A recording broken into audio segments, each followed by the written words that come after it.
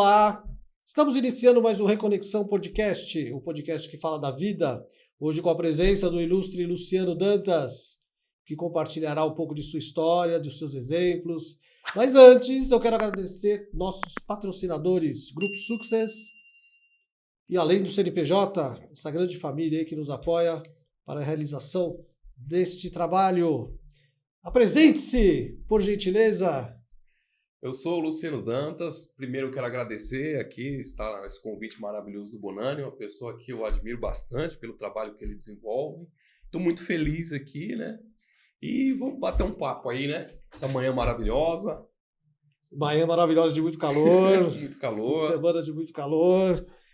E aí, você nasceu aonde? Aqui em São Paulo? Nasci em São Paulo, né? Sou filho aí de nordestino, sou filho de uma baiana com um sergipano, um dos lugares, aliás, que eu acho maravilhoso, né? Esse país, a gente vive num país maravilhoso, então adoro conhecer, sabe, explorar esse país, muita coisa, e até porque quanto mais eu conheço, mais engrandece aí minha experiência de vida, né? Profundo isso, hein? Logo de cara, assim, né? É, o país, esse nosso país, ele é extremamente rico, muito culturalmente falando, e muita sabedoria tem na terra. Você que veio da terra, com todos, entre aspas, né? Mas não do meio urbano, né? Seus pais moravam na roça, como que é essa história? Você nasceu no Nordeste ou nasceu aqui? Não, eu nasci em São Paulo, né? Tá. Mas a maioria dos nordestinos, né, Bonani? Pelo menos de uma geração mais antiga, foi uma geração de muita dificuldade. Então, tanto meu pai como minha mãe... Meu pai passou fome, né? Lá. No Nordeste. Passou fome. Veio de uma família aí de 14 irmãos, né? E com 14 anos ele tinha que trabalhar pesado, né? Minha mãe também não é muito diferente disso. Boa parte dos meus irmãos foram criados pelos avós. Então, assim, é uma coisa que acontece e acontecia muito antigamente, né? Acontecia muito mais, né? Muito mais. Eu já tive mais uma, como eu posso dizer assim, mais uma sorte nesse sentido, que eu nunca passei fome, graças a Deus, né? Mas as minhas origens são calcadas nisso, né? Uma situação que não foi nada fácil, né? A gente morou, eu lembro quando eu era criança, moramos num quarto, posso dizer, um quarto de madeira com banheiro, muito pequeno. Então foi um momento complicado. E aí, graças a Deus, as coisas foram melhorando, né? Mas eu me recordo disso e lembro, né, que ainda tem muita gente em situações assim. Atualmente, Atualmente, né? tem bastante. Os seus pais, eles tiveram todos os filhos aqui em São Paulo? Não, eles... Eu tenho 4 irmãs por parte de pai e 7 irmãos por parte de mãe. Então, as minhas irmãs paternas, elas nasceram todas em Sergipe. E, tirando um irmão, que são os caçulas, né? Eu e o Israel, a gente nasceu aqui em São Paulo. O restante foram todos nascidos na Bahia. Entendi. Teu pai, então, ele dava um rolê. Ele dava uma... né? Família grande. Era comum, na verdade, né? Há bastante tempo atrás, as pessoas, principalmente no Nordeste, as pessoas terem muitos filhos. E aqui em São Paulo também. Hoje a cultura mudou, né? Hoje as pessoas se preocupam um pouco mais. Você vê que as pessoas... Hoje está acontecendo o inverso, a gente percebe, né? Hoje a gente percebe que, na verdade, as pessoas elas estão tendo menos filhos. E engraçado que os pets estão tomando aí É verdade, estão suprindo um os espaço. pets aí vieram aí para... Mas realmente hoje as pessoas estão se preocupando mais no seu futuro, estão tendo menos filhos, né? Isso eu percebo isso. E meu pai e minha mãe, os dois eram caçulas de 18. Nossa. E os dois nasceram em 1918. Vai Nossa, 18 e 18. 18 e 18, interessante, os dois tinham a mesma idade. Eles eram... Esse negócio da roça eu vejo muito, da roça não, do muito filho, por conta da roça, né? Sim. Para os filhos trabalharem na Sim. fazenda. Ajudar na família, era mão de obra. Mão de obra. Barata. Baratíssima. Ela de casa. Era de casa, né? Hoje em dia já não há mais essa visão, nem dá, né? Hoje em dia uma casa para caber 18 filhos, pô, meu, quanto que o cara tem que ganhar? Poxa, sabe assim? E aí não tem roça para todo mundo. Né? E é aqui, né, no caso. E vem cá, aí você nasceu aqui em que bairro? No Jabaquara. Jabaquara mesmo? Eu nasci no Jabaquara, me criei no Jabaquara, estudei no Jabaquara, trabalho no Jabaquara, então... Tua vida é no Jabaquara? Minha vida é no Jabaquara. E você, você está com qual idade agora? Tô com 44. 44? É. E o que você faz? Como é que foi? Você estudou aonde? Escola pública? Minha escolaridade sempre foi escola pública, né? Então, não tive grandes oportunidades. Como eu te falei, principalmente Na infância? foi muito difícil, né? Então, eu estudei sempre em escola pública. E tive bons professores, tive bons ensinamentos, assim. Eu acho até que a escola pública antes era até um pouco melhor do que é hoje, né? E então, toda a minha escolaridade foi só em escola pública. Exceto a formação superior, que aí, né, foi particular. E as oportunidades? E como que você, numa escola pública, caiu? Como que você conseguiu fazer a faculdade superior, de nível superior? O que te motivou a ir por esse caminho? Porque tem isso, né? A escola pública, ela não... Tem. Então, eu terminei... Na verdade, eu nunca pensei em fazer faculdade. Nunca pensei.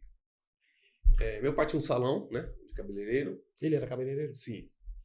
E ele tinha esse salão. Eu comecei a trabalhar nesse salão, como trabalho até hoje, na verdade, né? Tem outras atividades, mas trabalho até hoje. E o que acontece? Me deu um start, um belo dia, de fazer faculdade. Aos 25 anos. Olha. Me deu um start. Sabe, parecia que alguma coisa faltava, né?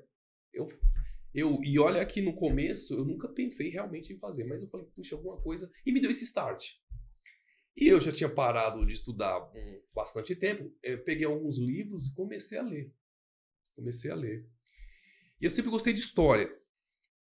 E aí eu comecei a ler, vou prestar o vestibular. Aí prestei em algumas universidades particulares e passei no vestibular, né? E por incrível que pareça, Bonami, 5 anos de faculdade, 5 anos de graduação, eu me orgulho em dizer que eu tive 2 faltas. Nossa, velho do céu. 2 faltas, eu era o Caxias da faculdade. Inclusive, teve um episódio, né? Uma dessas faltas foi porque não me deixaram entrar. Tinha um motim lá e a galera falou, ninguém vai entrar. Mas... Você tava lá, né? Porque assim... eu me formei em Direito, né? Direito. Você é advogado, então, OAB, tudo. Isso, tudo certinho. E o que acontece? Como eu não tinha ninguém para me ajudar, não vim de uma linhagem de profissionais do direito, essas coisas, eu falei assim, olha, sou eu e eu mesmo. Eu vou ter que me virar, vou ter que aprender isso, vou ter que dar o meu melhor, né, na graduação, e foi o que eu fiz. Então, eu não podia me dar o luxo de faltar. Entendi. Porque cada vez que eu faltava, na minha cabeça, né, eu ia estar aprendendo um pouco menos, concorrendo com o pessoal que vinha de pais advogados, uma família de advogados, tinha todo o recurso. Eu tinha dificuldade de fazer o estágio. Porque eu tinha que dar duro no trabalho para fazer isso. Então foi suado, como eu posso dizer. Entendi. Bem suado mesmo. Então foi assim que eu fiz. E hoje você exerce o direito? Sim, eu advogo, né? Eu advogo direito de família, direito imobiliário, que eu gosto, né? Mexo com imóveis também. Então, assim, tem o salão, tem a parte de imóveis e tem a advocacia. A parte de imóveis é uma imobiliária. Eu tenho um corretor, né? Eu tenho uma parceria com o corretor e ali a gente faz, porque ele faz a parte da captação, essas coisas, e a parte jurídica eu faço. Então a gente tem uma parceria. Isso é legal, porque tem muitos problemas nessa questão de contratual, né? Tem bastante. Um amigo meu, ele faz mais ou menos isso também, ele é advogado e trabalha com contratos de imobiliário. Ele falou que, teve um contrato milionário de uma reforma de uma casa em que tinha uma linha que o empreiteiro colocou que, se caso não pagasse nas datas certas, o imóvel ia ser transferido para ele. Olha, uma coisinha simples. Teve um episódio nesse que aconteceu, tinha uma inquilina, né, que ela sublocou, isso foi em Santana, e ela simplesmente deixou de pagar os aluguéis. E a sublocatária estava lá. A sublocatária tinha feito um baita de um investimento e começou e tomou ciência que ela ia ser... E aí, no momento de fúria, ela destruiu tudo. Os ar-condicionado, destruiu paredes, vidraça. Então, assim, Eu lembro que na época foi um valor assim, só para reconstituir imóvel, algo em torno de R$600 mil. Para deixar ele funcionando. Para deixar ele funcionando. Então, tudo isso acontece nessa relação, né? Muitas coisas, brigas, desentendimentos. Tipo o quê? Assim, olha, acontece assim, às vezes a pessoa aloca o imóvel, né? E por algum motivo ou outro, ele se desentende com o proprietário, né? Sei lá, por motivo financeiro, desentende com o proprietário, e às vezes ele deixa de pagar, né? Ou às vezes ele briga de tal forma que acontece isso, eles destroem o imóvel. Acontece muito isso. E aí o proprietário tem que acionar, receber. E às vezes tem um fiador por trás, o fiador, coitado. E é por isso que eu falo, às vezes o fiador tem que estar muito atento, porque às vezes ele pode responder além do que ele previa. Hoje é muito difícil ser fiador de alguém, mas ainda há casos que acontece isso. Nossa, complicado, hein? Muito. E você que segura o rojão? Sim, eu faço essa parte jurídica. Mas é uma área assim que eu gosto, sabe? É muito legal você conhecer a dor do seu cliente, né? A pessoa que busca. Porque os imóveis, cada imóvel tem um perfil, né? Então você tem que conhecer o perfil do seu cliente para trazer o melhor produto para ele, custo-benefício para ele. E o proprietário é a mesma coisa, você tem que conhecer muito bem o perfil do proprietário para adequar a necessidade do inquilino com o objetivo do proprietário. Você tem que, às vezes, conciliar essas duas partes. E aí que está uma coisa que eu chamo de jogo de cintura. Às vezes você deixa de fazer um bom negócio por não ter um bom jogo de cintura. É você conversar mais com ambas as partes, entender bem a necessidade de cada um para fazer exatamente isso. Um contrato que supra os dois com equilíbrio, né, na verdade. Equilíbrio. Então você é meio que um médium, né? Falando de espiritualidade. Que você fica entre duas partes. Olha, hoje de manhã eu estava conversando com um rapaz e a gente estava falando justamente isso, né? Eu gosto muito de viajar, né? O conhecimento que a gente tem universitário, ele é muito diferente do conhecimento empírico, a vivência. E eu dou um valor muito grande também para esse tipo de conhecimento. Às vezes eu me deparo com pessoas que mal sabem assinar um nome, mas que tem uma bagagem. Uma sabedoria, uma coisa tão bonita que isso nos engrandece e nos torna melhor. Eu acho que hoje, eu também já escutei essa frase, não lembro de quem, mas que disse assim, o dia que você não aprende nada, esse dia não valeu. Então, assim, eu levo muito isso a sério, sabe? Aprender a cada dia. E já tive pessoas, como eu disse, desde pessoas que não sabiam escrever um nome a pessoas que são desembargadores, né? E com eles eu aprendi muito. Então eu aprendi isso, viajar, coisa fabulosa, conhecer, sabe? Conhecer culturas diferentes. Você aprende muito. E isso eu acho muito bacana. E isso que nos torna melhor. A gente está aqui nos evoluindo, né? Exatamente. A gente está aqui num aprendizado. Eu vejo assim. Eu não conheço muito das partes espirituais, nada disso, mas o que eu sinto é que a gente está aqui em constante evolução. Por que não nos tornar melhor? Né? Sair dessa passagem, como diz o espírita, para uma melhor. Né? A gente pode se tornar, sim, pessoas melhores. Eu conheço pessoas que passaram a vida toda errando e em um dado momento se tornou uma pessoa melhor.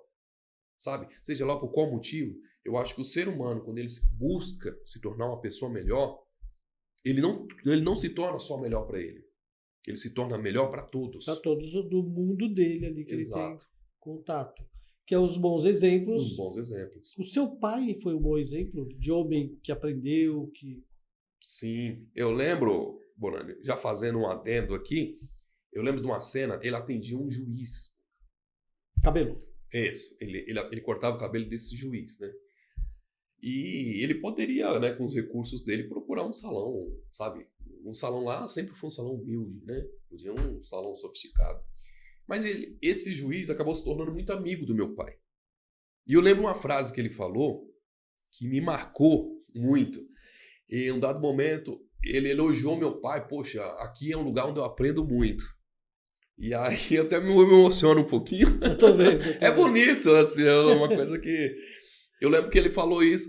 Aí meu pai pegou e falou assim, poxa, doutor, o senhor me deixa com vergonha. O que eu tenho a ensinar para o senhor? Ele falou, senhor Raimundo, eu tenho para lhe dizer que aqui a gente tem a experiência da vida. E essa experiência eu não encontro em outro lugar se não for com as pessoas. E o senhor, nessa parte, o senhor me transmite esse conhecimento que eu preciso até para as minhas decisões. Nunca esqueci isso. Como juiz, né? Uma pessoa, um juiz, sabe? A gente sabe, um concurso público de magistratura e tudo. E, de repente, ele falar uma coisa dessa, ele sabia que meu pai mal sabia escrever. Enfim, então, né? É a coisa que me marcou, né? E a dificuldade, eu vejo muitas pessoas em falar dificuldade, é o que eu penso. Dificuldade tá para todo mundo, só que sua dificuldade vai ser maior ainda se você pensar assim. Se você encarar o obstáculo como um obstáculo e ali uma forma de você não avançar. Na verdade, o obstáculo está ali para ver o seu interesse. Se você quer de verdade, você consegue. É um desafio. Se né? você acredita, você consegue. Você consegue. Isso é verdade. Agora, quem encara o obstáculo como uma forma de aqui já deu para mim. Uma porta fechada, né? Exato. Um muro. Não, Exato. vou para o outro lado. Foge, Exato. corre. Então é isso. Aqui hoje eu estou aprendendo. Olha que coisa maravilhosa. Nós estamos trocando aqui, estou aprendendo. Isso aqui tá me gerando bagagem. Né? E todas as pessoas que nos assistem também. Quantas pessoas daqui que nos assistem devem ter uma experiência de vida maravilhosa? Que vem aqui e fala, poxa, eu passei por isso, meu pai também passou por isso. E essa é a troca que eu falo, que o universo conspira nesse sentido. A gente troca. Seja passivamente, você assistindo, seja aqui ativamente, como eu contando um pouquinho da minha história. Mas é bacana. Então isso é maravilhoso. Maravilhoso. É um se colocar. É quando a gente se coloca como aprendiz, né? Sim. Eu tenho um movimento assim mental, por assim dizer, que é prestar atenção no caixa do supermercado, nas conversas que estão rolando, que tudo, de repente, vem uma frase que faz um bom sentido para você naquele dia, naquele momento, e você resolve, te ajuda a resolver uma coisa que estava te incomodando, uma decisão, uma escolha, né? É muito bonito isso daí. Olha, e você falou uma coisa que eu me lembrei, vocês desculpem, mas eu me lembrei agora. Você falou aqui, eu lembrei de uma coisa. Muita coisa que aconteceu na minha vida foi de um papo informal. Exatamente isso que eu tô falando. E eu vou dar 2 exemplos. Os imóveis. Porque eu atendendo um determinado cliente, ele que me acendeu essa luz, falou assim, nossa, você tem uma desenvoltura para falar com as pessoas, uma atenção. E eu vejo que muita gente aqui procura imóveis nessa região. Você já pensou em ter uma imobiliária? Eu falei, não, que isso aí não é para mim. Não. Falei assim, isso aí, não. E ele sabia que eu era advogado também, né? E ele falou assim, cara... E aquilo ficou na minha cabeça. Eu falei, mas... Cara... Ele plantou uma semente. Ele plantou sem querer. Ou querendo, não sei. Mas ele fez. E aquilo ficou ali. Olha o que aconteceu. Entendeu? Eu vejo isso, sabe o quê? Muito espiritual. A espiritualidade. O nordestino é muito espiritualizado. Do jeito dele. Cada região, cada um tem um jeito. E aí eu falaria, existe essa interpretação. Falaram por ele para mostrar um caminho para você. E você, como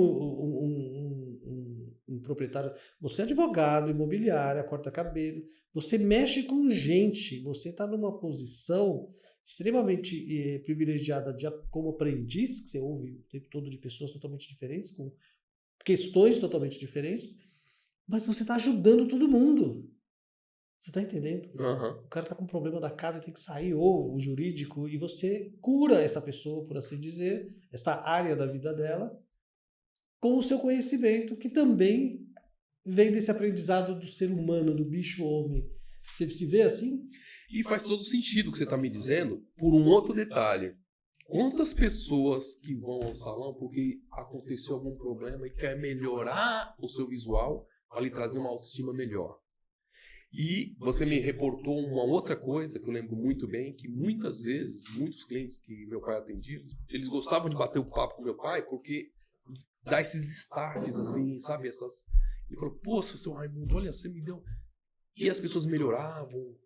Nossa, meu pai, quem frequentou o bairro do Jabaquara, principalmente há pelo menos uns 10 anos atrás, conheceu ele, porque ele era uma figura ilustre. Eu conheci ele assim. Ele era quase um filósofo do Jabaquara, porque ele tinha uma forma tão educada e carinhosa de falar com as pessoas, que as pessoas se sentiam acolhidas. Ouvidas. E esse acolhimento, nossa, muita gente foi lá, já chorou. Eu já presenciei isso. Abraçar meu pai. Meu pai foi convidado, inclusive, para ser padrinho de casamento de clientes. Olha que interessante. Falar dele me traz algumas emoções. Me desculpe. Não. Mas é isso, entendeu? E isso é que eu acho bonito no ser humano. Até o momento você se depara com uma pessoa que você não a conhece. E ali você cria uma imagem daquela pessoa, que pode ser desconstituída totalmente. Aquela pessoa é fria, isso, mas na verdade não é. Então, as pessoas hoje, eu percebo isso, elas estão se comunicando menos.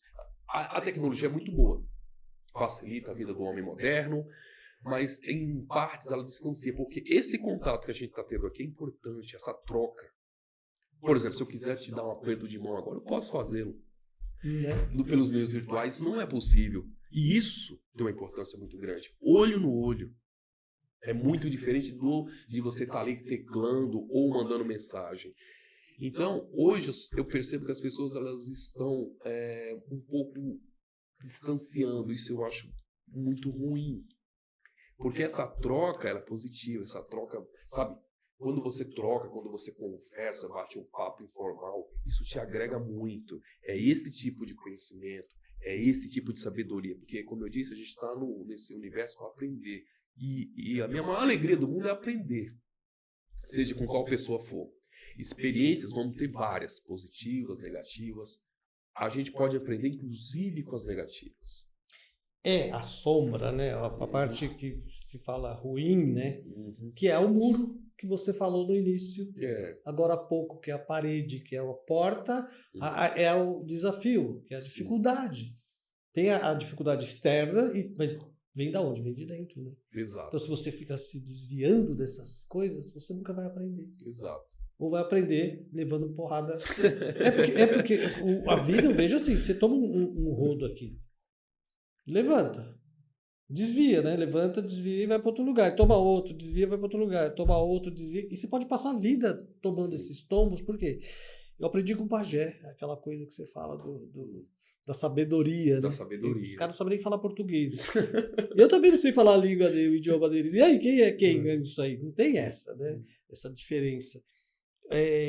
Uma vez eu conversando com o pajé e perguntei para ele, falando da minha adolescência, tal, que eu era esquisito, diferente e tal. Ele falou, Luiz, só tem um caminho. A gente que se desvia dele. É profundo isso aí. Verdade, hein? Concordo. Cara, e aí você... Concordo. Né? Então, o aprendizado realmente ele é mais ancorado, ele é mais fixado pela mente, pelo corpo, por tudo, pelas emoções, quando tem esse desafio. Sim. Quando a gente aprende a ver que o desafio é bom, ou a coisa ruim dentro do nosso mapa, da nossa consciência, é bom, oba, agora eu vou aprender. Como que eu saio disso? Como que eu entendo isso? O que é isso? E vai, né? Você teve algumas dessas, né? Pelo que eu entendi. E assim, ontem, por exemplo, eu tava conversando isso com meu filho, né? Qual a idade dele? Ele tem 24. Tá velho, hein? Tô. 44 era novo, agora o filho de 24 ficou velho. Então, mas o que acontece? Quando a gente fala de sucesso, então a gente tava falando sobre isso. Tava conversando sobre isso, sucesso. Aí a pergunta que a gente chegou à conclusão, será que o sucesso é para todo mundo? Em tese, sim. Mas, por outro lado, não. E por quê? Porque não é todo mundo que quer pagar o preço dele. É verdade. Porque o sucesso, ele é caro. Ele não é caro em termos financeiros. Ele é caro. Você está disposto a trabalhar muito, a se dedicar, a se esforçar, até cansar, para alcançá-lo, estudar. Sabe? Será que você está? Então a pergunta é, você quer o sucesso? Porque quando a gente fala assim, sucesso é para todo mundo, acho que a pergunta deveria ser o seguinte, você está disposto a pagar o preço do sucesso? Se você está disposto, você vai alcançá-lo. Independentemente de instrução, independentemente de qualquer coisa. Mas ele custa muito caro. Se você estiver disposto a pagar esse preço, você vai alcançá-lo. Mas se você não estiver disposto, não vai. Você fala não vai, isso você pela sua idade, você já tem uma experiência bacana de vida, né? Universidade, aquela coisa toda. Mas você acha que a tecnologia está ajudando a distanciar o jovem desse esforço que a gente deve fazer para conseguir o sucesso? A tecnologia, ela é uma coisa importante e inevitável. Ponto. Agora, em parte sim, porque ela facilita demais. Ela facilita tanto que as pessoas começam a ficar preguiçosas. E emocionalmente? Você estava falando da relação da gente, né? Olho no olho e tal. Eu vejo como terapeuta e tal, que eu não posso nem falar mais jovem, homens, mulheres adultas, profissionais, super bem resolvidos e tal, não sabem negociar as emoções, as relações, porque hoje com a tecnologia existe, antes tinha o príncipe Cantalo, a princesa, né? Hoje está mais diferente, está mais Sim. exacerbado, inclusive por essa questão do sucesso. Como é que você vê essa... Porque eu tenho a maturidade emocional e a maturidade mental, vamos falar assim. Uma ficou, que é emocional, e a outra vai. Você está vendo isso também? A gente vê claramente assim, a tecnologia, como eu disse, é uma coisa inevitável, uma coisa importante, né? Mas as pessoas parece que estão pulando fases. É isso que eu tô falando que você tem um filho de 24. Como é que você tá vendo isso? Estão pulando fases, sabe? Eu acho que as pessoas, por um lado, a tecnologia ela é um problema, assim, né? Nessa fase de pular fases. É o que eu disse. Hoje, eu sou da época que você brincava na rua. Jogava taco, né? Hoje, as crianças pequenas, elas ficam 24 horas com o celular, assim, ó. Pequena. E crescem assim. E se relacionam assim. Até que ponto, e aí caberia, né, os profissionais da área explicar até que ponto isso é positivo ou negativo. Eu não consigo tecer aqui uma opinião mais assertiva, porque eu acho que isso cabe aos profissionais da área ver até que ponto isso está sendo positivo ou negativo. Mas a gente sabe que a tecnologia é uma coisa inevitável. A gente não sabe daqui mais alguns anos como que vai estar esse mundo. Eu espero... Em poucos anos, né? Em poucos anos. Tá muito rápido. É engraçado, né? A visão de anos que a gente tinha há um tempo atrás é muito diferente da visão que se tem hoje, né? Hoje, a gente fala assim, é uma velocidade incrível. Muito rápido. A gente está inserido em tantas coisas e informação por todo tipo, né? E o tempo todo. Você vai no banheiro, tá recebendo informação, você vai... A pergunta, hoje a pessoa acorda, a primeira coisa que ela faz, a grande maioria, não é nem escovar mais os dentes, é olhar o celular. Então, eu vejo isso de uma certa forma, eu tenho um pouco de receio ainda com relação a isso, né? Eu sou da época já que não tinha internet, agora eu tenho. Eu lembro que quando eu era criança a gente falava assim, pô, já pensou o dia que todo mundo tiver um telefone? Mas, já pensou o dia que todo mundo tiver a oportunidade de conversar vendo a pessoa? Isso é realidade. Então, até que ponto essas coisas elas vão trazer aí o que é bom para o ser humano, eu não sei. Que ela hoje a gente pode dizer que ela é inevitável? Sim. Não, ela já tá. O homem não vive mais sem. Não, eu não trabalho, não tem como. sabe? Você também, agenda e documentos tudo online, né? Você hoje tem assinatura online, né? O cara assina um contrato, você nunca viu. E alugou a casa e morou 10 anos, saiu da casa e você nunca viu o cara, porque foi tudo online. A gente tá complicado. Até questão de relacionamento hoje. Hoje as pessoas se relacionam por meios virtuais.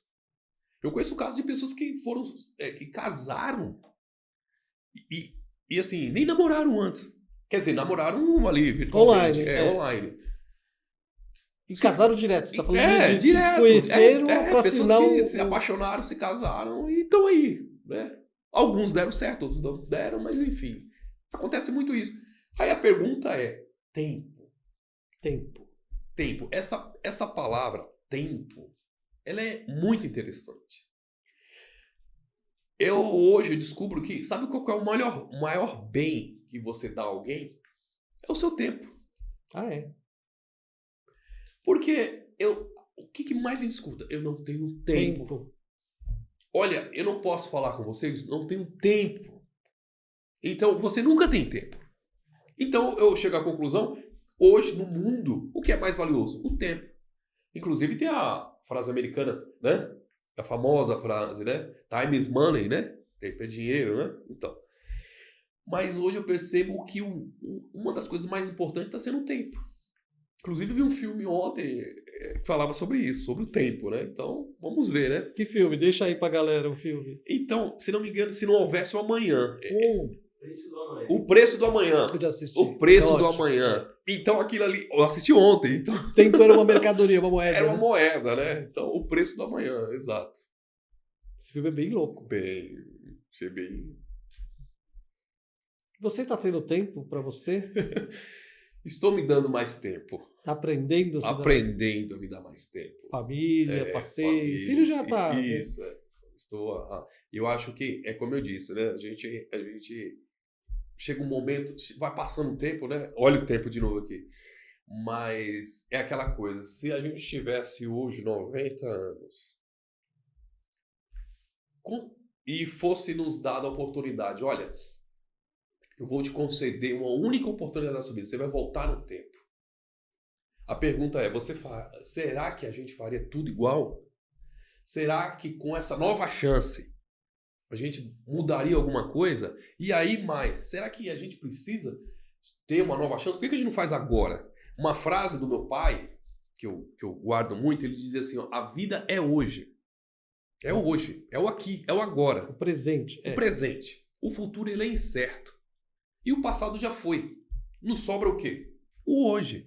Então, o que a gente tem é hoje. Realmente é hoje. Então, ou você faz agora, e é agora mesmo, ou você vai... Será que quando chegar o amanhã você vai querer fazer? Você vai ter a chance de fazer? Então, por que esperar? Se você tem algo a fazer, que seja agora. O que você está priorizando? Faça agora. Então, a nossa única chance é o agora. Daqui a 2 minutos a gente não sabe o que vai acontecer. Cai um avião aqui, Cai um avião, sei lá. entendeu? E outra coisa, programar a felicidade.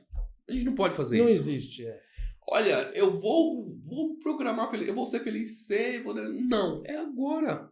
Você tem que fazer o momento agora. Você está falando uma coisa muito séria, porque eu lembro, eu tô com 60, né? Eu tive uma formação de acordo com... E meus pais eram muito velhos, eles tinham idade, tecnicamente, assim, para serem meus avós. Ou seja, quando eu tinha 15, eles tinham 60. Uhum. Sabe assim? Era uma distância... E naquela época, era trabalhar, ou ser funcionário, estudar, óbvio, né? Estudar, trabalhar, ou como funcionário público, que era... trabalho garantido, emprego garantido, ou fazer faculdade, ser doutor, que era da época no 3, era advogado, engenheiro e médico. Sempre foi esse trio aí, né? Tipo assim, tinha um desses 3 aí pra... tinha mais já na época, mas não que nem hoje, né, tá absurdo. E, cara, e depois trabalhar, se aposentar e ser feliz. Só depois, né? Só depois. E era esse o programa. Tanto é que com 30 anos eu tava lá construindo minha casinha. Eu fiz o script até um certo ponto. Depois que eu chutei o balde. Como que você vê hoje, com todas essas possibilidades tecnológicas e profissionais e nananã, porque a felicidade não tá no presente, você trabalhando, você estudando, você com os desafios, sem os desafios, você cortando o cabelo, você lendo o contrato, não é? Você estar bem consigo mesmo, na verdade? Você concorda com isso? Que, cara, não tem tempo. Eu não sei se eu aprendi isso por conta da idade, mas não tem tempo ruim. Mas, para mim, no sentido de ter as dificuldades, a gente fica preocupado de vez em quando, mas o mundo está aí borbulhando questões políticas e os mercados e todo mundo, né, numa incerteza. Mas, cara, eu tô bem, eu tô em paz. Não é felicidade, eu tô em paz. Acho que é o... É a palavra, né? É a palavra. Então, o que eu percebo, desculpa a brincadeira, mas conforme mais o tempo passa, mais a gente se torna um filósofo. Porque a gente reflete sobre todas essas coisas. Então, por que o pajé tem que ser o mais velho da tribo? Porque é o que mais viveu, o que mais experiências teve. E é isso que eu estava falando anteriormente também. Quando a gente tem essa experiência de aprender, a gente vai descobrindo isso. A gente começa a dar valor ao que realmente precisa dar valor. Atenção, né, para o que... Sim. E dar valor. Trabalhar é importante, Se formar é importante, ter nossos objetivos é importante, mas a gente tem que viver também. E nessa parte, eu confesso que eu não pensava assim há um certo tempo atrás, porque o que acontecia? Eu estava muito focado, sabe? Aquela adrenalina e tudo. Mas aí você vai, é isso que eu falo, você vai, conforme a gente se relaciona e conversa com um com o outro, aí você começa a descobrir, a dar valor, melhor dizendo, às coisas. E o que é mais bacana é que tudo que é o que mais importa pra gente é de graça. O sol, a água, uma bela paisagem, um pôr do sol, é de graça para todo mundo, sabe? E você ver um pôr do sol é a coisa mais linda. Tem gente que tá nesse horário que a gente tá batendo esse papo aqui, se desmiolando no escritório, ganhando muito dinheiro, mas muito dinheiro mesmo. Seja mercado financeiro, seja onde for. E ele olha pela janela de relance e não vê o quão bonito é um pôr do sol. E não dá importância para isso. Então, infelizmente, a gente vive num mundo onde essa acumulação de capital constante, ela acaba tirando de nós esses detalhes, essa importância, né? Que é você não ter tempo para o seu filho. Olha, tempo, você repara, o tempo todo a gente fala de tempo. Então a gente não tem tempo para nosso filho, não tem tempo para nossa esposa, não tem tempo para o nosso marido, enfim. A gente nunca tem tempo. Isso é ruim, porque lembra que eu falei, estava comentando aqui agora há pouco, a pessoa chega a uma certa idade, aí fala assim, se você tivesse a oportunidade de voltar no tempo, você faria tudo igual? Óbvio que não. Seria outro... Óbvio que não, porque ela percebeu que, poxa, olha, eu devia ter feito isso. Essa frase é muito triste, sabe? Eu deveria ter feito isso. Então, quando chega nessa parte de você dizer assim, eu deveria ter feito isso, é complicado. Passou, né? E aí você vai ter agora, se serve de consolo, mas aquilo que foi o ontem já está para trás. Ele vai ficar na sua memória. E você nada mais pode fazer. E foi isso, exatamente, esses eventos que te fizeram hoje, né? Sim. Então, se não tivesse acontecido aquilo, você não estaria hoje pensando dessa forma. Isso. Né? Reflexão, aprendizado. É por isso que eu digo, a gente está em constante evolução, né? Uns vão aprender muito rápido. Eu brinco assim, uns vão aprender muito rápido e vão ser felizes mais rápido. Né? Outros vão demorar mais. Uns vão aprender com o erro dos outros. Outros com os próprios erros. E talvez outros nunca vão. Porém, a chance está aí. Para todo mundo. E assim, e o melhor da vida é de graça. Não dá para você precificar o pôr de um sol. Não. Não dá para você precificar uma bela paisagem. Você não precifica isso. Então, são coisas que hoje eu, fico refletindo. Ainda vou aprender muito, se Deus quiser, vou ter essa chance de aprender muito, né? Eu acho que enquanto estivermos aqui, como eu disse, a gente tem, e por que não? Aprender, né? E fazer bom uso como você está fazendo, né? Hoje, aqui, agora. Por isso que eu vou fazer mais uso com ele. Você teve um grande professor que foi seu pai. Foi. E a sua mãe? Minha mãe, ela também, né, uma pessoa super muito humilde, mas me ensinou, eu acho que um acabou completando o ensinamento do outro. Meu pai, quando eu nasci, meu pai já tinha 53 anos. Eu tive um pai-avô. Nossa, Eu tive um pai-avô. E ele, por já ter uma baita de uma experiência de vida, a minha educação foi uma educação diferenciada. Foi uma educação de ouve mais e fala menos. Aprende mais. Essa frase de viva o hoje é dele. Eu me apropriei dessa frase que eu aplico, ou tento aplicar o maior tempo possível. Vivo hoje. E tudo vai acontecer quando tiver que acontecer. Você basta trilhar o seu caminho, executar, conhecer os desafios e superá-los. Mas não esqueça de viver o hoje. Olha, isso é como se ele estivesse aqui do meu lado agora. Falando isso pra mim. Viva o hoje. E falava pra mim outras coisas. A vida começa aos 40. Eu nunca entendi isso. Mas ele falava tudo isso pra mim. Agora, essa coisa de viver o hoje é a pura da verdade. Eu só fui entender isso há pouco tempo atrás, viu? Há muito pouco tempo atrás. Viva o hoje há pouco tempo atrás. Então, por quê? Desculpa, enquanto isso, antes de você entender isso, você estava naquele looping natural de ter que trabalhar e não sei o que. Tipo, o que eu percebo é assim, e isso também eu estava conversando com meu filho, a gente é muito cobrado. E quando a gente sai daquele padrão, a gente é olhado meio que de soslaio, né?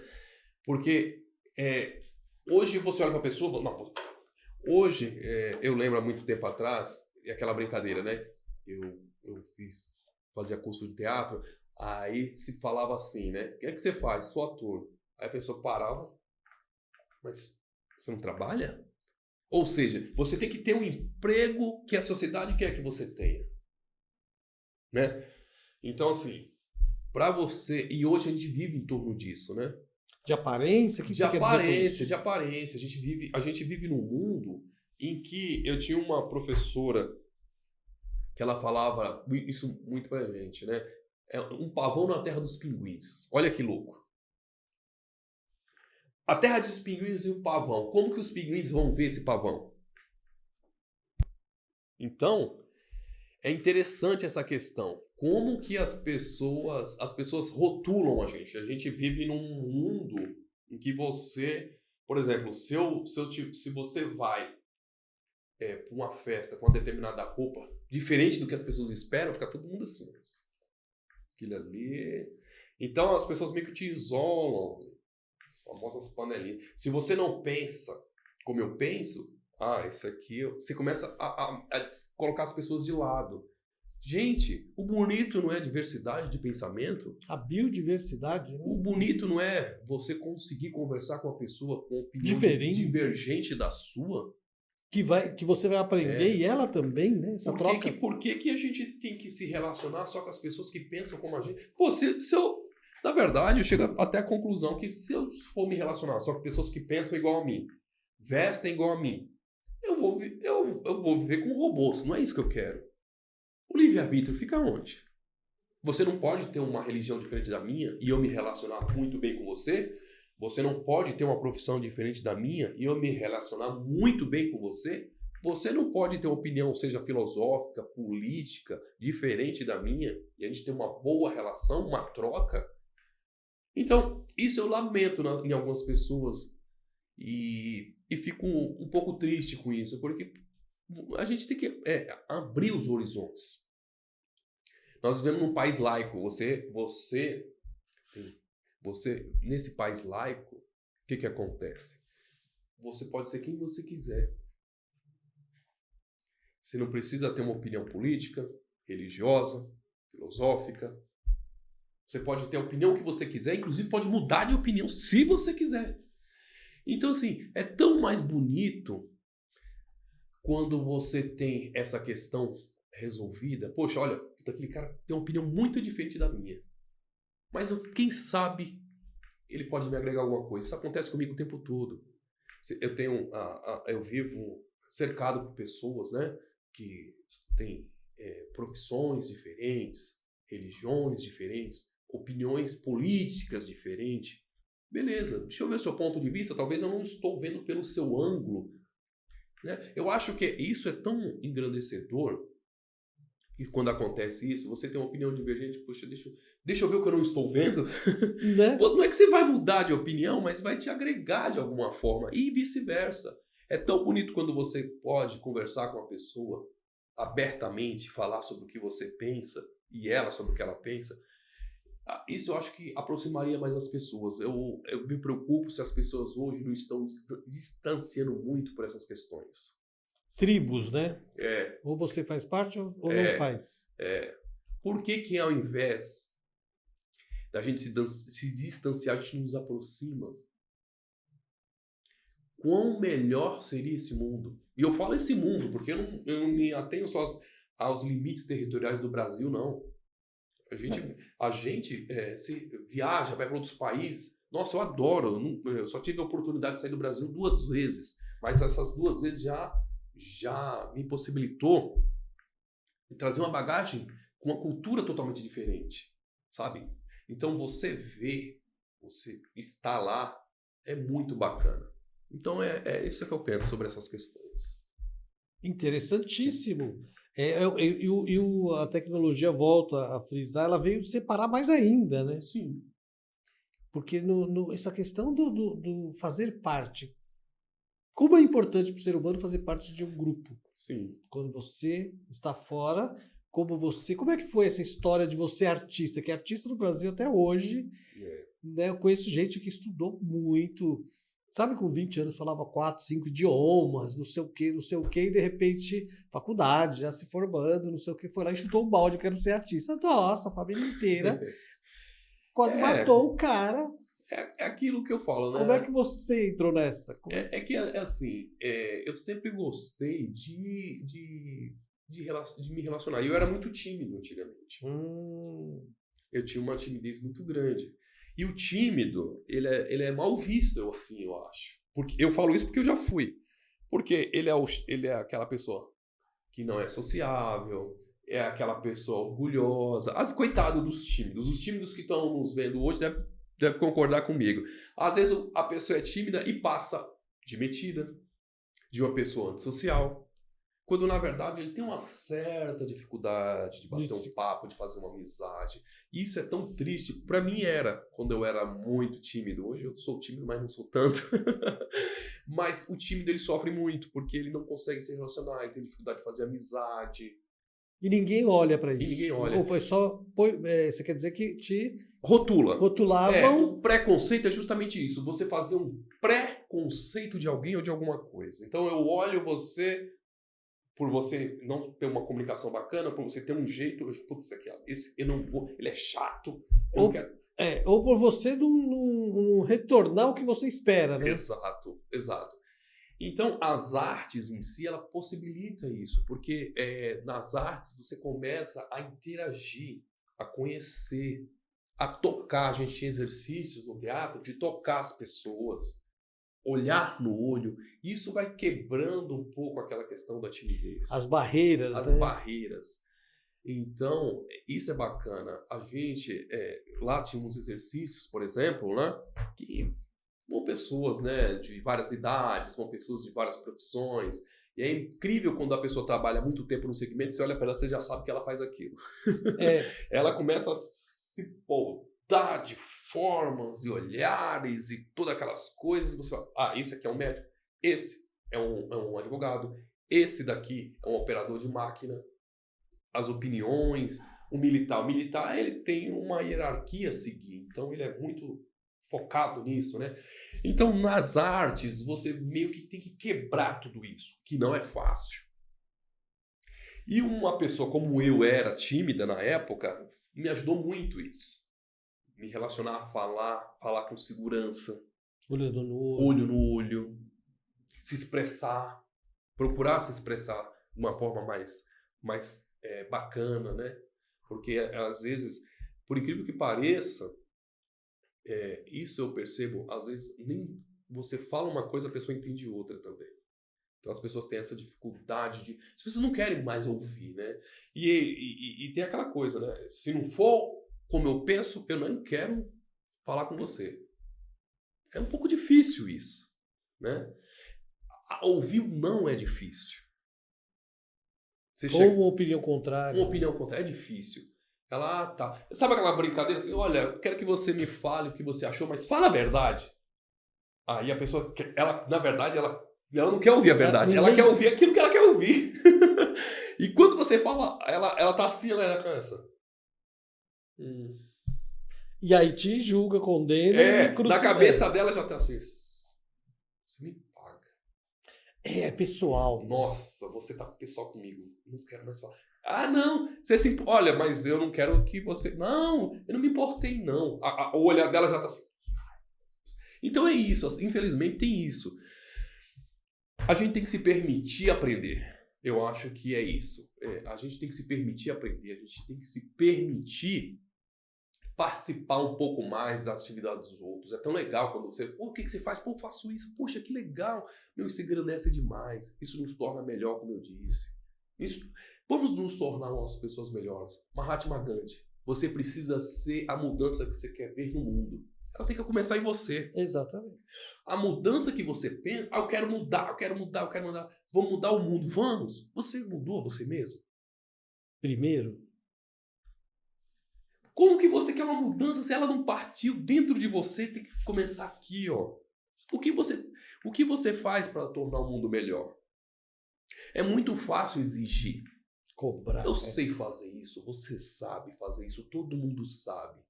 A coisa mais fácil é exigir e falar o que tem que ser feito. Pergunta, você faz o que tem que ser feito? Então. O então muda tudo. É as coisas que mudam tudo. O então e o se. Então, se... Então... Gente, ninguém vai mudar nada se não mudar em si mesmo. Então, eu penso muito nessas questões e tento praticar. Eu não estou dizendo aqui que eu também não erre, não é isso que eu estou falando aqui. Mas eu procuro, né, refletir cada vez mais e procuro absorver o máximo de conhecimento para tentar fazer o melhor. Tentar.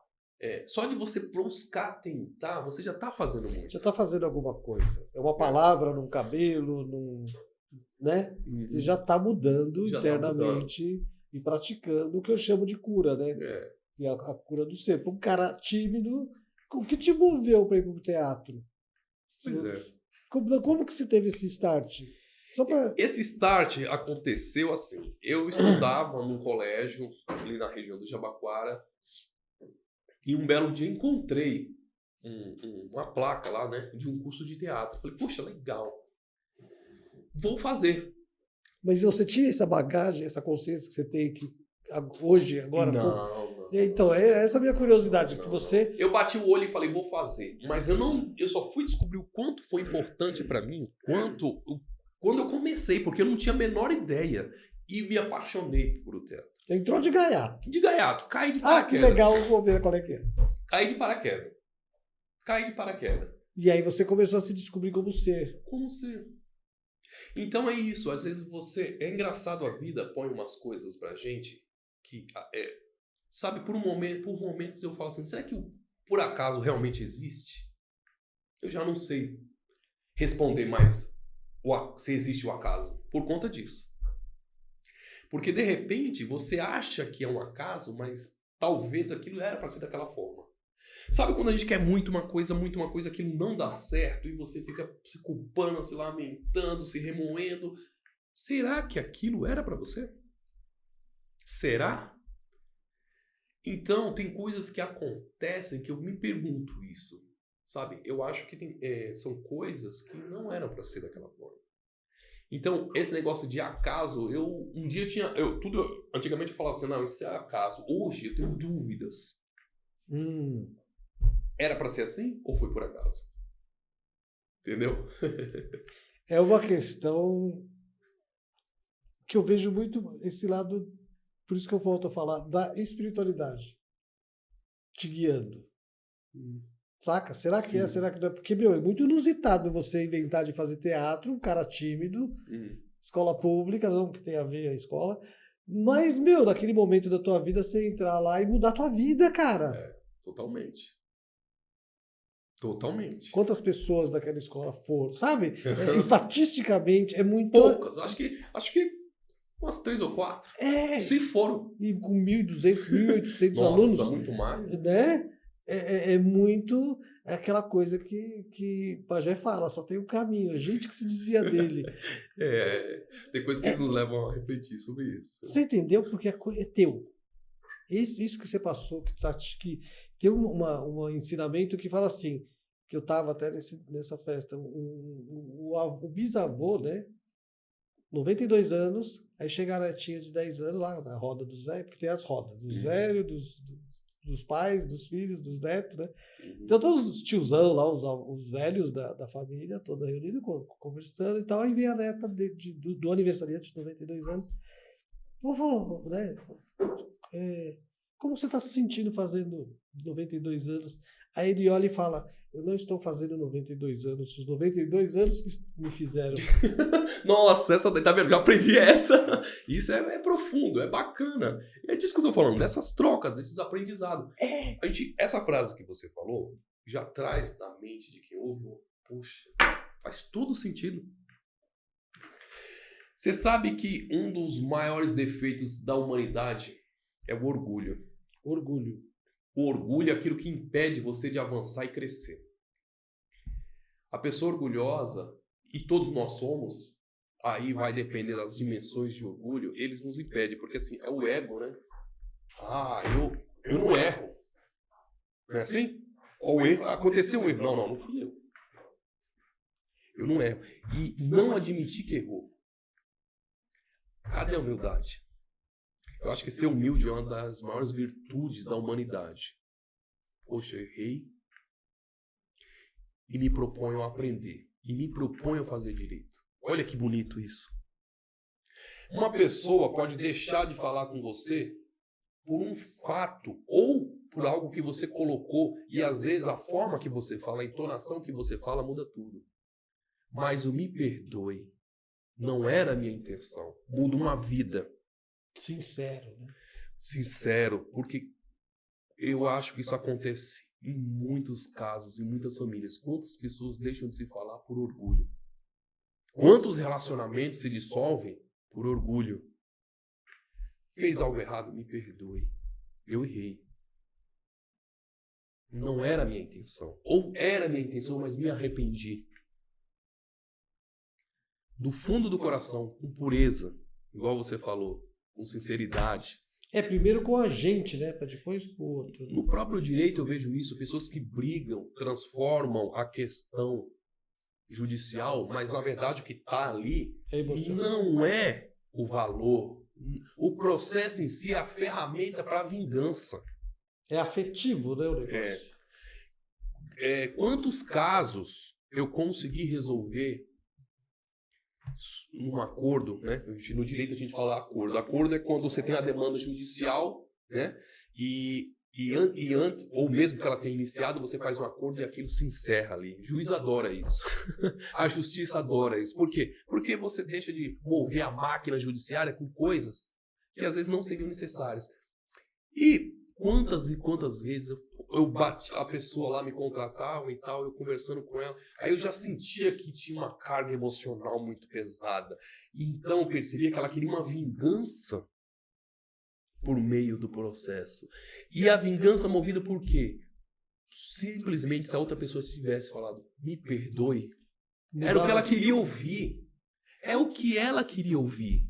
Só, me perdoe. Eu te fiz um mal, me perdoe. Mas não. Aí eles, cada vez mais. Bate o e outro. aquilo vai tomando uma proporção. Elas se desgastam, elas adoecem. Olha, eu me lembro de ter lido um livro. Eu vou tentar lembrar o nome dele aqui. A cura pela consciência. Eu acho que é mais ou menos assim. As pessoas adoecem por angústias, por raiva, coisas que elas vão ali alimentando dentro de si, vão trazendo uma série de doenças. Não estou fazendo aqui nenhuma comercial do livro, até porque não. eu não estou ganhando nada para falar. Mas outra coisa que me lembra. Então é exatamente isso. Então, por que não praticar o perdão, gente? Me perdoe. Não era a minha intenção. Eu vejo isso acontecer no processo. Isso deve acontecer. Famílias, empresas que se acabam por causa dos sócios. Tem muito comum isso. Então, gente, errou. Você fez algo que você fez pensando em fazer, mas se arrependeu. Chega na pessoa. Amigo, cometi um erro. Queria que você soubesse. Errei com você. Eu traí sua confiança. Me arrependi. Seja por qual motivo for. Você abre o leque para ela ouvir de você. Com sinceridade. E aí ela tomar a decisão dela. Com sinceridade. Né? Com sempre. Porque falar me desculpa da boca pra fora não resolve. E as pessoas sentem, né? É engraçado isso. As pessoas pensam que engana alguém. Na verdade, ela tá se enganando, porque você tá falando com tanta falsidade que a própria pessoa vai falar, meu, você não quer. Você não quer nada. E aí perde. E é pior. Então, assim, permita-se errar, permita-se pedir desculpas. Não se culpar. Exato. Uma coisa que eu vejo que pega muito é a culpa. Então você vem o erro, vem a culpa, você sabe que errou, tem o orgulho, você não vai pedir desculpa, não vai se perdoar, nem perdoar ou pedir perdão para o outro, e a coisa vai crescendo, vai crescendo. Isso é uma das coisas, né? Que tem a culpa também. Eu costumo falar, quebrou o copo d'água, então fui eu que quebrei o copo d'água. Sim. Tá quebrado o copo d'água. Aconteceu. Aconteceu. Vamos limpar, o que a gente vai Eu fazer? quis quebrar o copo d'água? Não. Eu tô aqui tomando essa água agora, por caiu no meio da nossa entrevista aqui. Eu quis, era meu desejo. Seja lá o que motivou, não sei se eu tava nervoso, não sei, um descuido. As pessoas erram. É exato. Né? Essa reconciliação que você faz é um trabalho interessante, né? Como é que, desculpa te interromper, como é que é tocar no coração das partes? Porque tem duas partes. Aqui errou, tá lá, que pede o perdão ou não. Você no trabalho, você pega a parte que errou e trabalha ela individualmente para tomar consciência, porque essa palavra consciência é muito profunda. E depois o outro, ou é os dois ao mesmo tempo? Como é que funciona? Olha, geralmente as partes são assistidas por advogados distintos ou pelo mesmo advogado, dependendo do caso, né? A primeira coisa, quando o cliente vem nos procurar, a gente ouve tudo que ele tem para falar. Aí ele vai contando a história dele, seja o problema que for, seja a demanda que for. Então ele vai contando a demanda dele, e aí você vai percebendo, você já vai sentindo na fala, entendeu? Você vai sentindo algumas coisas. E às vezes você percebe claramente que é possível um acordo. Às vezes você não pode se dirigir com um outro cliente por questões éticas. Tá. Né? Então você se reporta ao advogado da outra parte. É um ponto. E aí fala, olha, doutor, veja, a gente tem uma demanda, mas eu acho possível um acordo. Você não quer conversar com o seu cliente? A cliente, assim... Tá aberto. E aí há essa possibilidade. Às vezes acontece assim. Nesse caso específico, eu fui contratado por essa pessoa, né?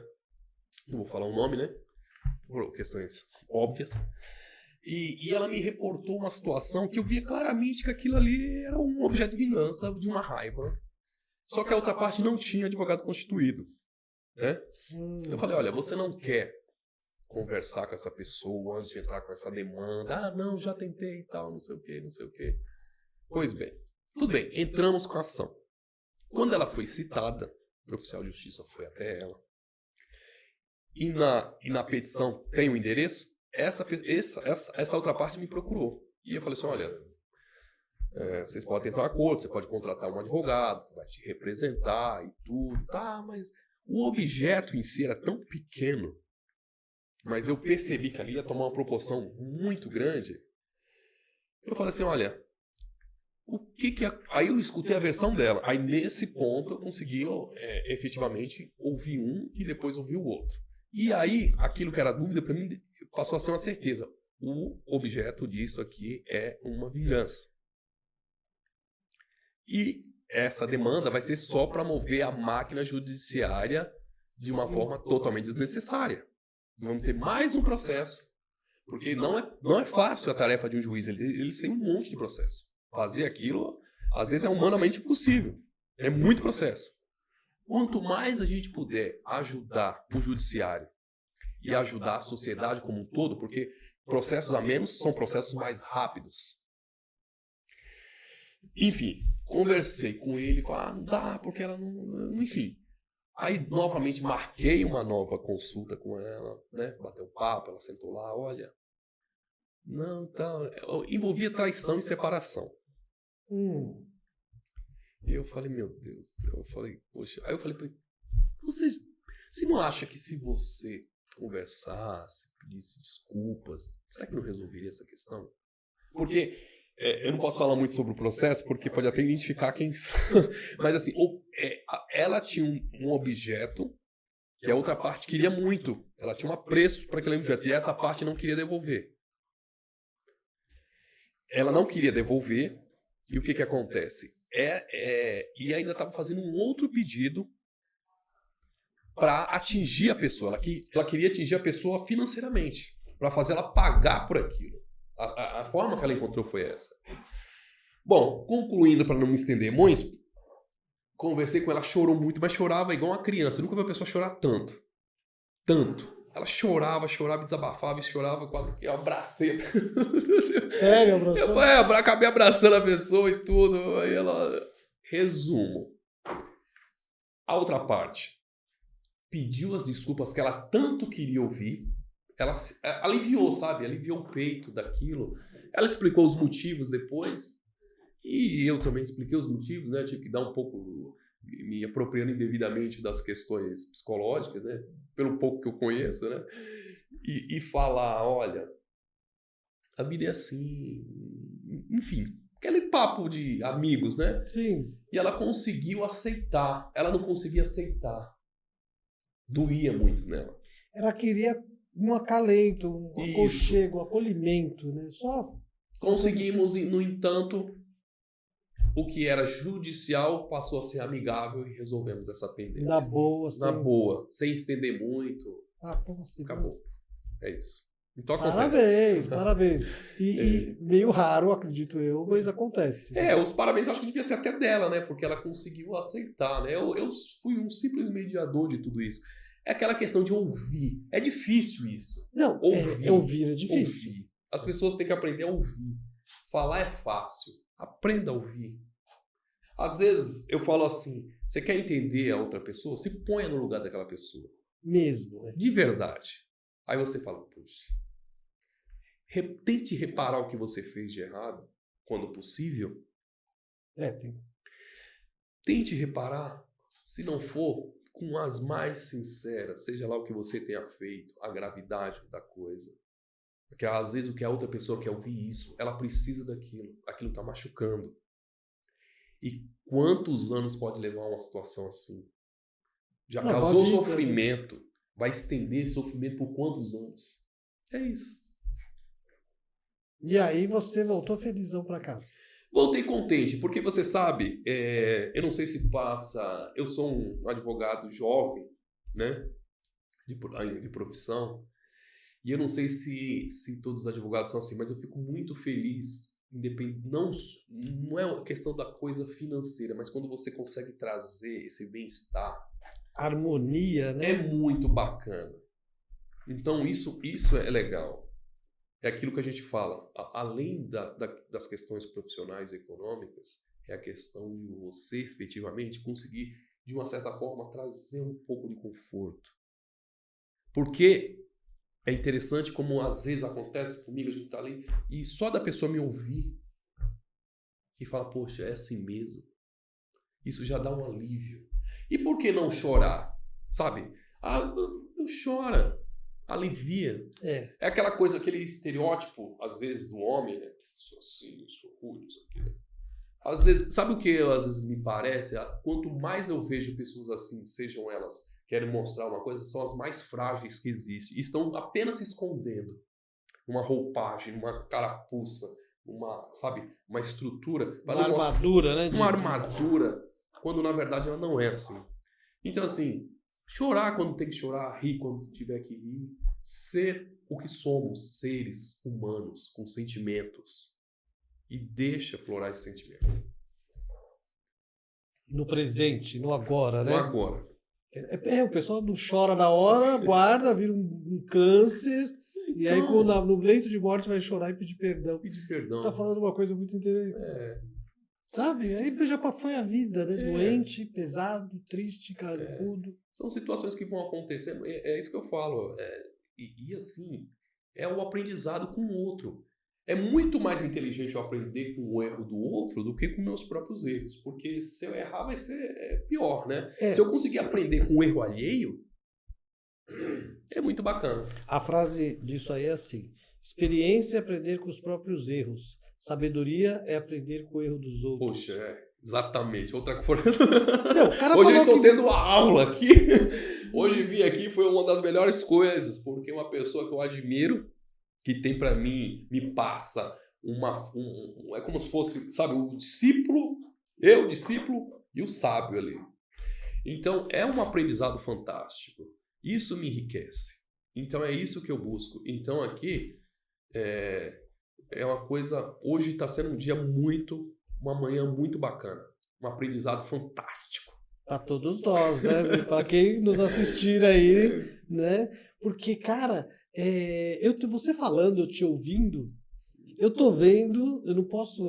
É errado eu falar o que eu vou errar, da forma que eu vou falar, mas eu sei que todos vão entender.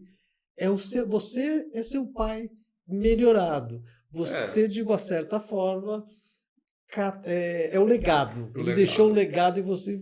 Não conheço os outros irmãos e tal, mas é um que honrou. É um dos, de repente, que honrou. Melhorado. Foi lá, fez a faculdade, foi pro teatro, foi novos horizontes aí...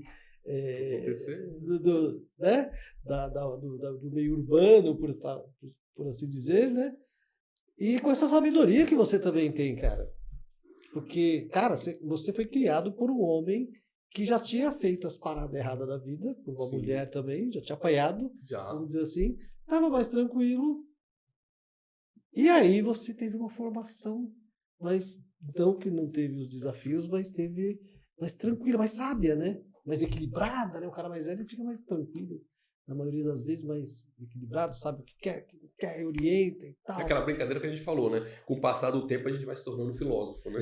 Não, e sabe fazer, ele soube plantar algumas sementes aí que você hoje está maravilhosamente aí transmitindo para todo mundo que senta naquela cadeira lá, né? Meu neto também senta lá, então quer dizer, tem o meu legado da minha filha que está indo lá também, tá vendo? Você entendeu? Ele criou uma máquina de... Que aprendizado fantástico, né? Exatamente. Esse é o lance. E você, dentro desse aprendizado, como é que está essa história desse aprendizado com o teu filho?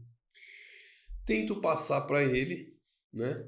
Mas eu percebo também que cada um tem um tempo de aprendizagem. E a gente, às vezes, tem que respeitar isso. Momentos assim, como todos pai e filho, tem aquela, né, momento conturbado. Às vezes porque assim você fala assim, nossa, você tem que aprender isso, tem que aprender aquilo. Não, espera. Porque a gente não tem muito o que fazer, né? A gente tem que mostrar. Mas se ele vai ou não, é decisão dele. Na vida, a gente tem duas coisas. A primeira é o livre-arbítrio. Que o livre-arbítrio, ele vai efetivamente abrir um leque para você. Mas a segunda, né, que é se vai ou não, são outros 500. Então, a gente, de qualquer forma, a gente tenta passar o melhor, né? Tenta mostrar, olha, é assim, é assado, toda aquela coisa, mas a decisão cabe a ele. Sempre, né? Sempre, né? E graças a Deus que nós temos isso, né? A humanidade nos permite isso, né? Livre-arbítrio. A gente pode desejar e pode executar ou não aquelas coisas. Então, é isso. Eu sempre eu converso com ele, tudo, mas eu já quis, assim, uma época, né? Olha, você já pensou em fazer faculdade disso, daquilo, outro? Mas eu sempre respeitar a decisão dele, seja ela qual for. Nós, como pais, nada mais fazemos do que apoiar, né? E apoiar é muito bacana. Seja qual decisão for, né? Você mesmo acredito que o seu pai não exigiu nada assim, de faculdade, não sei o quê. Mas você mesmo é um cara que fez isso, pelo que eu estou entendendo. Porque, entrar na faculdade com 25 anos é tarde. Tecnicamente. Não foi uma coisa que você construiu lá de trás, e não 18, 20 anos, você tá lá já babando, né? Não, você fez outras coisas e seu pai te respeitou, né? Sim. E você, pai, eu tô fazendo, vai lá. Sim. E só Deus empurrou. Agora, é engraçado que, vira e mexe, né? Você sabe que meu pai, ele sempre gostava de andar muito bem vestido, ele tinha muitos ternos. E eu lembro uma vez, eu era criança, eu era muito pequeno. E eu peguei um dos ternos dele no guarda-roupa e vesti. E aquilo me trouxe uma sensação interessante. E quando eu fui tem aquelas escolas, carteiras escolares, né? E eu bati uma foto de terno. E lá atrás eu tinha colocado assim, OAB, Ordem dos Advogados do Brasil. Olha que interessante. Passou bastante tempo. Minha mãe sempre guarda foto. É natural de mãe, né? Fotos antigas e tudo. Recentemente eu peguei e vi essa carteira. Aí eu olhei assim e falei, meu Deus do céu. Que louco. Eu tinha escrito isso por uma brincadeira. Tanto que eu nem pensava. Eu falei aqui. Acho que você nem sabia que OAB era... Eu tava ali na sexta série, mais ou menos. Ah, você já era grandinho. Sexta série. Acho que um pouquinho menos, mas mais ou menos por aí.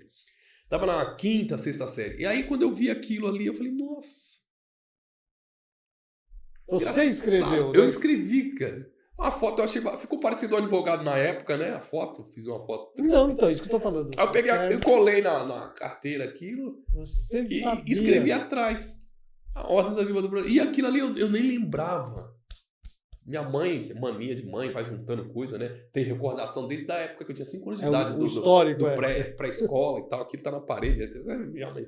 Mas enfim, tá lá. Gente, que curioso. E eu vi aquilo, eu falei, nossa senhora. Dá até um arrepio no dia que eu vi aquilo. Sinceramente. Eu falei, nossa, que coincidência. Olha a coisa da coincidência. Que não é coincidência. Coincidência não existe, né? Você viu? Tudo acontece do jeito certo, na hora certa, então, no tempo certo. No tempo certo. A gente que não entende nada disso. Depois vai entender quando fica mais velho. A gente que não entende.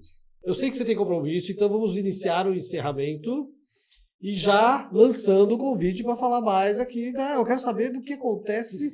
Vamos falar não do advogado, né? Vamos falar da próxima vez do Luciano, que recebe as pessoas naquele salão, ou as histórias, os aprendizados, que tem muita história bacana ali, que eu sei como funciona. Então, já antecipadamente agradecendo, mas antes de encerrar, a gente tem o hábito de pedir para o convidado falar para aquela câmera, deixar uma mensagem aí do seu jeito, do seu tempo. Olha, eu gosto muito de improviso, então eu gosto muito de falar aquilo que me vem à cabeça no momento, porque acho que é a forma mais pura. E como eu disse aqui, acho que o maior legado que eu aprendi, que eu posso transmitir, é que a vida é hoje. Aprendam a perdoar, né? E estejam abertos para aprender. Vamos nos relacionar, vamos aceitar as opiniões divergentes, vamos aceitar que as pessoas podem ter a religião que elas quiserem ter, vamos aceitar que as pessoas possam ser quem elas querem, mas isso não nos impede de nos relacionar com elas e, principalmente, aprender com elas. Meu muito obrigado. Gratidão, Luciano, eternamente, novamente. Inscrevam-se, curtam, compartilhem o canal que fala da vida. Gratidão, gente. Até a próxima.